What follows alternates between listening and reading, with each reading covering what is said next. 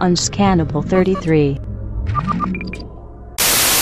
Has been numerous studies, for example, the National Institute of Science and Technology, which utterly, 200 independent researchers utterly disproving the demolition theory, and yet this is the response. It's never engaged with. It's just said, rubbish. It's obviously a government. It's obviously a conspiracy theory. So, but this is the point. It's laughable. No, it's laughable, that's why. It's laughable. It's a lie. Exactly. It's completely laughable. It's a lie. So this is the point, I think, which is that you have decided what has happened and you are not willing to engage with any alternative information about it. Hang on, so therefore, when you talk about... Well, hold on a minute. You're not very independent chair, are you? Because he's just been making allegations, one after another against us. So why do you not call him up on his allegations? The point is that, I have no doubt. So what's wrong with this? I've spent 5 years reading about this stuff.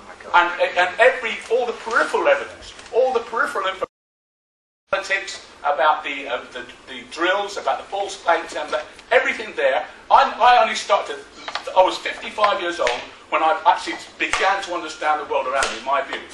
That's what I feel. And I'm shocked.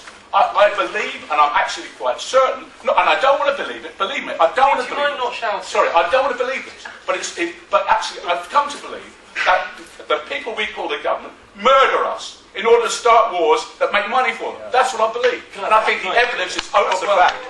Yeah. I think you guys are trying to it's a bit like, can I say this is life? It's a bit like the way religion has been driven out of society. You want to treat now conspiracy theories like we're insects in a cage, analyse, long words, very clever people, and all of a sudden, it basically you want to take the energy out of it. And confuse people and alienate people from what they know in their hearts, that we are being really damaged on beyond belief, and our children, the next generation, these people here, these young people here, who are going to be walking out universities, the next generation after them, with 50 and 60,000, we're being enslaved by a machine that you are part of. That's what's going on. Being enslaved. Debt is slavery. Debt is slavery. Don't you know that? So are you saying that you don't want any You've already spoken. Yes, I know. What about that stupid... Sorry, are you going to allow us to reply at all to that? I mean, are we just going to go on? Because I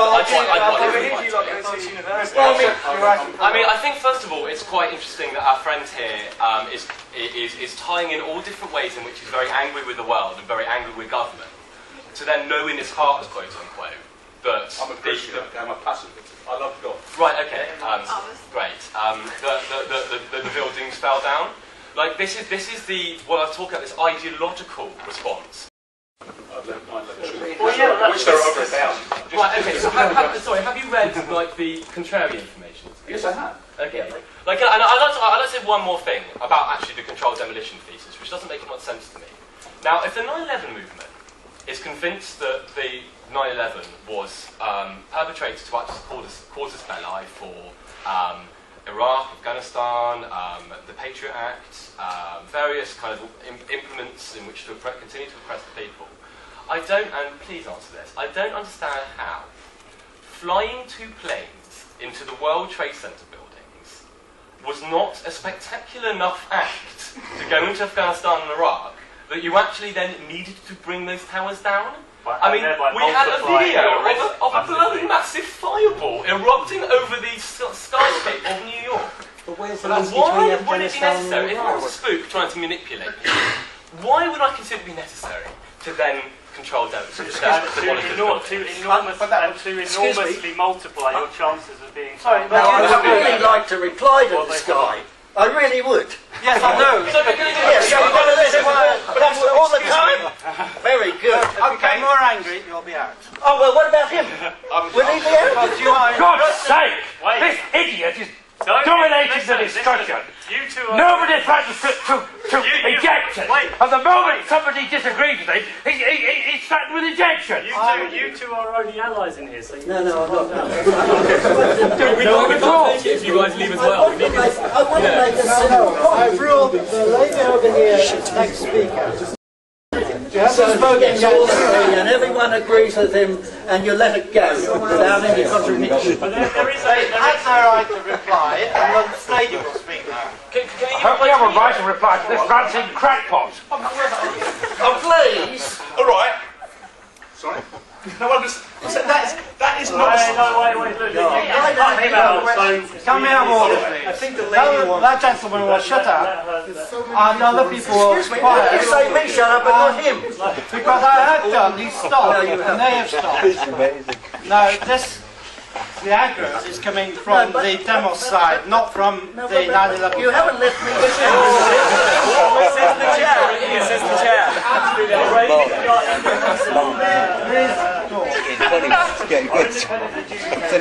Let's let it descend into chaos and get to the point. Partiality. It seems that the demos crowd are causing the trouble. If we could please, I mean, genuinely, if we're going to have a discussion on this, we have to remain civil. Let's not shout at one another. That we have come here in the spirit of like fraternal sharing information. We don't have to be here, my friends. We've come here to talk to you and to answer your questions, but we haven't come here for you to shout at us and point your finger at us. Well, Okay? I've said that. Now, can that lady please... I'm a bit confused. I came here as a pretty naive spectator. I probably came because of the catchy title, I guess. It seems like two parties are sort of talking about completely different things. It seems like you guys made a report investigating what conspiracy theories can do in certain groups, sort of analysing it, I guess. I haven't heard much of your claims yet. You just suggested you did. And then there are lots of voices in the audience. I feel very sort of attacked, and I don't really understand the difference. Like that, you're making a sort of claim, and then a lot of people feeling like you're attacking them. Well, it is quite indicative of the response to the paper, because you're right, it mentioned 9/11 conspiracy theories. They made it a main feature. No, it didn't. No, it didn't actually, if you read the paper. Don't refer to it. No, it didn't. Okay. It's how it's put out to the public. Yeah, I'm sorry. If you want to remain an impartial moderator, then do you mind not interrupting my colleague when he's speaking? We have to stick to facts. The report is about... That is your blog. That's a blog on The Guardian about 9/11 conspiracy theories, which had a lot of it was about 9/11 conspiracy theories. That's not the report. The report is called The Power of Unreason, and it was indeed about the role of conspiracy theories within extremist ideology, terrorist ideology, which, by the way, again, no one's really disproven. But the response That's the demo's press release on the report. The response was such that it did seem that people felt the minute we questioned, even suggested that 9/11 was a conspiracy, we were just bombarded with vile vitriol for weeks and weeks on end. And I think that's exactly part of the problem, which is that it's very difficult to be a talk about 9/11 at the moment as actually having taken place according to the official version, without immediately being told that you're part of a conspiracy and thereby being attacked, which is exactly what just happened by saying we are part of the propaganda that's pushing this on our children to force them to be slaves and all the rest of it.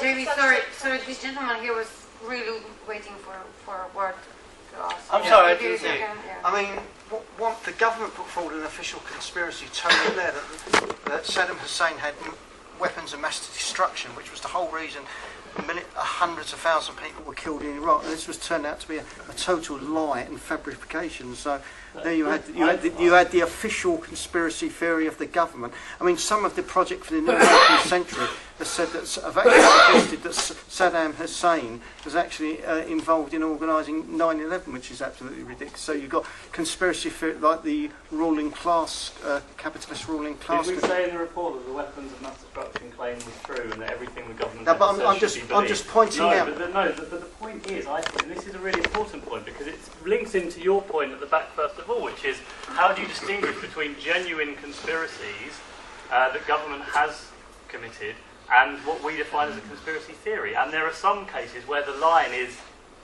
this thing. I mean, it's very difficult to tell. But just because Tony Blair lied about weapons of mass destruction does not mean that 9/11 was an inside job, except that seems to be the overwhelming conclusion, which is because governments do sometimes lie, therefore they always lie, therefore 9/11 must have been a suicide. Well, what about Operation Northwoods? Have you heard about that? Yes, I have heard about it because it's standard fare on all the 9/11 Truth Movement websites. Now, yes, so the CIA were talking about possibly bombing or creating false bomb attacks in Miami to justify an We actually mention it in our report as an example of a, of a conspiracy that turned out to be correct. And it's one of the ones that we mentioned. Yeah, so they do that. But not really. Of course, it did get found the lady at the back. Hi. I'm slightly maybe responding to what you were just saying, but I think there is two conversations happening in the room. There's a conversation that's happening about you guys telling about your report, which is one thing, and then there's an issue that another group of people are having that's quite emotional, obviously, and you guys are also quite emotional about your report as well, and there's kind of a defensiveness on both sides, but I think what needs to be looked at is, I haven't read your report. I, again, saw the catchy title today for seminar and decided to come. But I think the kind of title of the report, you said extremist groups' use of conspiracy theories. I think the issue becomes the need for definition of terms, obviously, but also who gets to define those terms. I think that there seems to be quite a strong defensiveness on the side of people that are having issue and questioning government and the role, and questioning capital, and questioning basically the loss of power, which you explained. And by placing these terms constantly, I think that the defensiveness seems quite legitimized, but it's hard to get through. And I think, I just think that basically you guys are having two different conversations, and maybe we need some people in the audience that aren't on either side to kind of try to maybe breach or get up there and be a neutral person or something, because I think that you guys are both actually on both sides, not to attack either of you, being quite defensive and having two different conversations. So I'd like to get into the issue of actually I can define terms. Extremism for you and terrorism and... Sorry. But I think also maybe the issue becomes, I know that you guys found definitions for it, but I think the issue becomes credibility of who gets to define and who doesn't get to define. And I think one of the issues people often have is that right now in the system we're in the capital system we're in, people that get to define it are the people that get to control it, obviously, that's always what happens. And you talk about this distribution of power, but ultimately your report holds more power than all of those 9/11 things because of the credibility, because of the center political view, or whatever it may call, so I think that's an issue that needs to be addressed, that, no matter what is said in this room, at the end of the day, yours is going to be considered an expert report, and the gentleman in the front is not going to be. And I think that's an issue, ultimately, which that is needs to be the point addressed. that by calling people conspiracy theorists, you delegitimize them. Exactly. Which is one of the concerns that I know people had about it. Yeah, which is one of the issues you said is that, when people dissent, they get pushed into, you're part of the conspiracy, but it's also the delegitimization of them having opinions. I'd just like to say, you're a Goldsmith student. Yeah. Yeah. I think, a really important kind of intellectual kind of thing we can take from the critical turn and postmodernism, which I think is both our student friends up here have kind of in different manifestations raised now, is the idea of us being very critical about the definitions of words and in fact the power that words have in order to phrase debates and legitimize and delegitimize certain truth claims. Now, I don't know if you're familiar with the work of Quentin Skinner, but Skinner, essentially, for me, very powerfully explodes the idea that actually the definition of words is the debate. The definition of words and what words like extremist or conspiracy theory can properly be appended to, is actually the ideological debate which we're having. And whether we win or anyone else wins is whether we successfully manage to claim that the 9/11 truth movement is a conspiracy theory, or this group is extremist, or that group is extremist, or whatever. So, very much so. I mean, all definitions are irreducibly political and irreducibly hypotheses. Of that, there is no doubt, especially a politicised terminology involving words like terrorism and terrorist. You know, these are some of the most powerful words in the English language which we use to delegitimise certain groups. And there's plenty of terrorist groups actually that have given it as a condition of entering talks with government, so the government is no longer to refer to them as a terrorist group. Of that, I completely agree with you.